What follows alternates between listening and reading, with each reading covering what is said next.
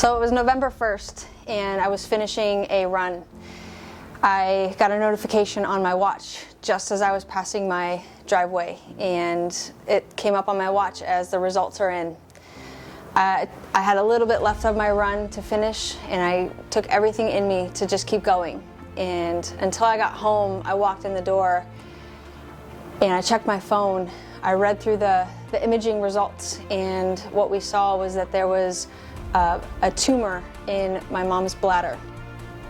I saw my mom's face white as a ghost, tears running down her face, scared look in her eyes, and I immediately text my brother the results and saying there's a tumor in her bladder.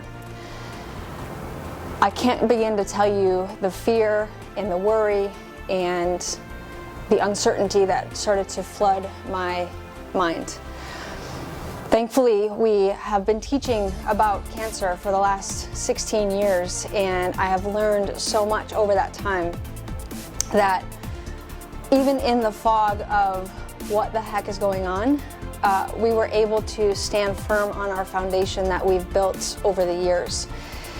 We went the next day to the urologist appointment, and the three of us were sitting in there, my mom, my brother, and myself. And we're sitting in this room listening to this doctor pull up the image of my mom's tumor on the screen and talk to us about what the options were. And to this point, to be honest with you, I've never had an interaction with a medical doctor in a hospital, in a doctor's office. We've never gone to the medical system. I've never been sick. I've never taken a medication. And my mom has been that way also. And so we're sitting in this room, and I felt like I was in a twilight zone. And this doctor was speaking what sounded like Charlie Brown language. Wah, wah, wah, wah, wah, wah, wah, wah, wah. And she kept pointing to the bladder and saying that, we'll go in and we'll cut this out, and then we'll do a chemo wash. We'll just inject it in there, and it'll wash out what's in there. We'll back in and do another surgery to get more of the tumor out. Do more chemo wash if we need to, but then we'll start on a full set of chemo and radiation. And in the moment, I couldn't even look to the right of me where my brother and my mom were sitting. I could just stare straight into the doctor's face, and in the moment just agree with what she was saying, like, okay, let's buck up here, we gotta do this. And I remember getting into the car, and I looked at my mom, and again, like, we walked out of there, and I feel like we all felt like we had some sort of at least a plan, but there was an incongruency within that plan. And getting in the car, I looked at my mom, I was like, what the heck just happened? Of course we don't believe that. Of course we're not doing that. I'm like, what's happening? She looks at me, she said, I'm not doing any of that stuff. So you need to figure out a plan and figure out what it's gonna take to get me better. And it was from that moment that I had sleepless nights, and I was researching and studying, and to that point I had never even heard of anybody getting bladder cancer. And we kept studying and kept researching, and thankfully found what we're calling our quarterback just locally here that deals with alternative cancer treatments. And all the while she was dealing with this, she also was dealing with having what we originally thought was her UTI. So I would go with her to these doctor's appointments to get IV antibiotics because she had this horrible bacteria that was inside of her bladder that was in conjunction with the tumor. And we'd walk into these injection sites, and I'd sit there and see these people on chemotherapy treatments and taking all kinds of other things, and in those moments it was like, what are we doing here? This isn't who we are. This is not who we are. And so I found the place that was local, and we've been working through going to meet him, and we finally met him, and as soon as we parked the car and started walking down this driveway to this old beautiful Victorian home, it was like this breath of fresh air overcame me. And I looked at my mom and I said, this is who we are. This is what we're about. And I hadn't even met the doctor. I haven't even talked to him. We haven't gone through the process.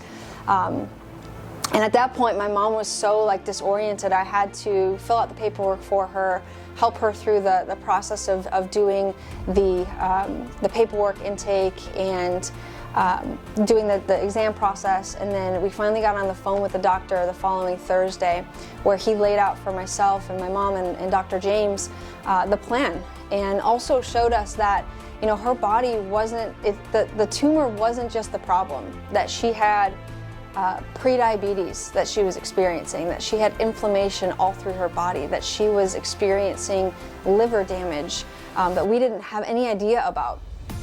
Because really what happened was that throughout her life she had experienced different digestive issues that we cleared up with things that we do.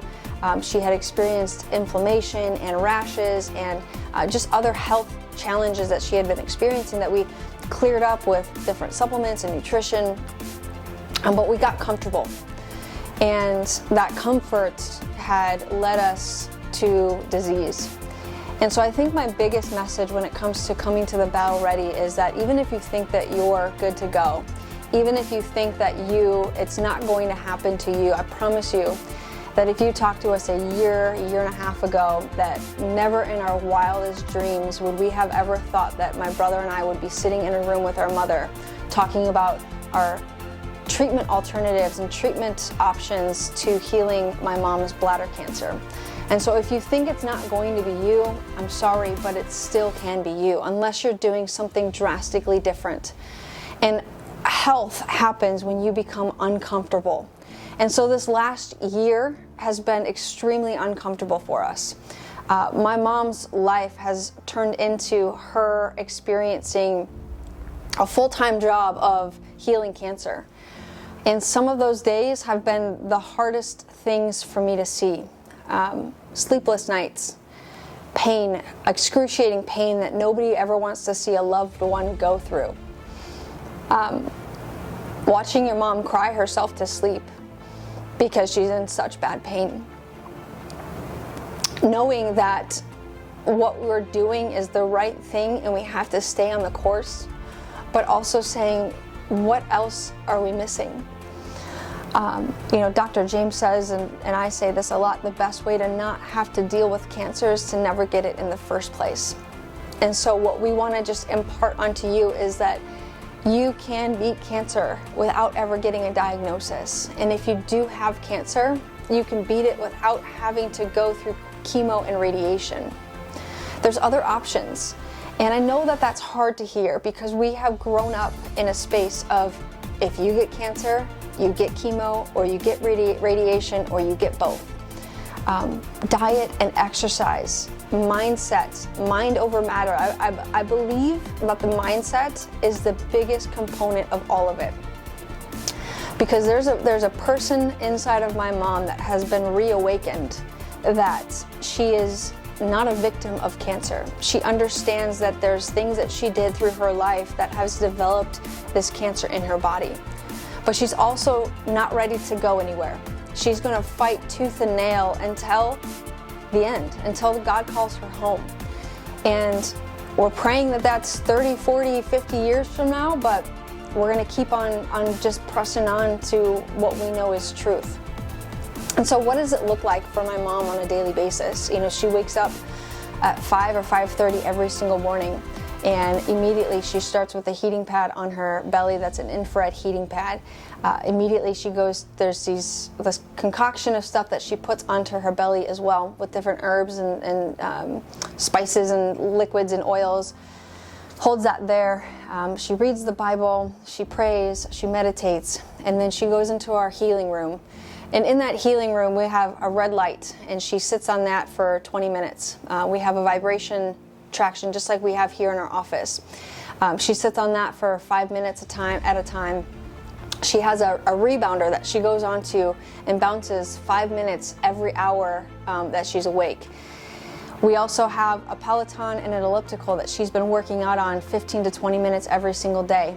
And just recently purchased an oxygen chamber so that she can go into this chamber and have oxygen pushed into the cells of her body, because we know that cancer doesn't like oxygen. It actually starves when it is around oxygen. That's why it's important for you to be working out on a regular basis, and that's also why it's important for us to be administering supplemental oxygen for her. She does a series of other things like IV vitamin C, other vitamins that go into her veins once a week. She gets treatments locally that she goes there. In the beginning, she was going there for 3 times a week for 3 to 5 hours at a time. So if one of your excuses is that you don't have time, eventually you figure out how to make time when it has to happen. So before it happens, I can't beg you enough to make time for your health, because it's so much easier to live healthy than trying to fight disease and reverse that. And so we're in month 10, I believe, of where our mom has been diagnosed, maybe even in month 11. I've sort of lost count. Symptoms are going away. No longer does she have blood in her urine. No longer does she have pain as frequently as she was having it before. She's sleeping entirely through the night. Her energy is coming back. People are saying that haven't seen her in a while that her skin looks amazing, that her eyes look amazing, that she's traveling and going with us to places, and it's like we got our mom back. But for the last 9-10 months, there's been days where I didn't know if we were going to have her. But I'm confident. I'm confident in what we teach. I'm confident in the material that you're going to learn at this Battle Ready Talk. I'm confident that when you apply these principles, God knows what to do already. We just have to remove the interference and allow our body to go to work. And so wherever you're at on the spectrum, whether you have cancer or you've had cancer, or you know somebody that has cancer, or you don't ever want to get it in the first place, sign up for this Battle Ready Talk on October 14th. It's a 4-hour seminar, and it is a place where we're going to have some fun, but it is going to be a school setting where you're going to be taking notes and learning, and we're going to give you tools to implement into your daily lives. But you need to make the decision. Take the responsibility. With everything that's going on with my mom, there's nothing much that Dr. James and I could do. She's heard it all. She opened this practice with Dr. James. She knows everything, probably even more than what we know. She's been around chiropractic her entire adult life. But there was a decision that was made. Unfortunately, because it had to be made, but there was a decision that was made. And health has become the most important thing in her life. And so when you come to this talk, she's going to be there. She's going to share her story. She's going to share her trials and tribulations. I'm expecting there not to be a dry eye in the room because this story hits home for so many people.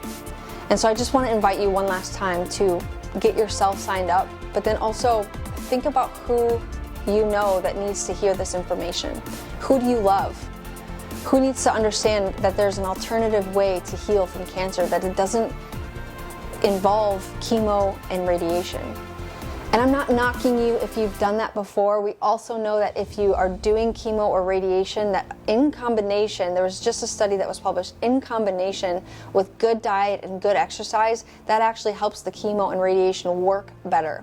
So wherever you're at, whatever you're doing, sign up for the Battle Ready Talk. It's at St. Mark's Lutheran Church in St. Charles, right next to the library. We have all the information that you need at the front desk, and you can ask one of the doctors if you have any more questions. One thing that I want to say is we don't tell the story to have a pity party. I don't want you guys to look at us weird or differently or give me the depressing, I'm so sorry that this is happening to you, because this isn't a depressing moment. This is the most empowering season that I've ever walked through in my life. So it's not sad, it is an empowerment and something that we have learned to enjoy the journey, because God has given us one life and we're here to give Him glory for every single thing that He's done. So we're here to have joy. We're not here to be sad and depressed. Our mom is doing fantastic. Please, if you want to, continue praying for her, but you don't have to ask Dr. James and I every single time that you come in, how is she doing, because she's doing fantastic, and she'll see you there on October 14th. Thanks, guys.